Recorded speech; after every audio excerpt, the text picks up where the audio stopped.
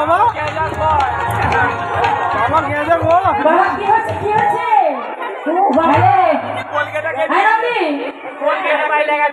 তোর মা তো আমার ঘুম করা ছিল কোথায় গেল আরে তো দেখছি এখানে তো ঘুম পড়ছিল কোথায় গেল ও মায়েরা আসে ওদিকে ভোলানাথ এবার বউকে খুঁজে না যদি দুজনে শুয়ে থেকে তাতে একজন উঠে যায় কেমন হয় উঠে দেখা আর একজন নেই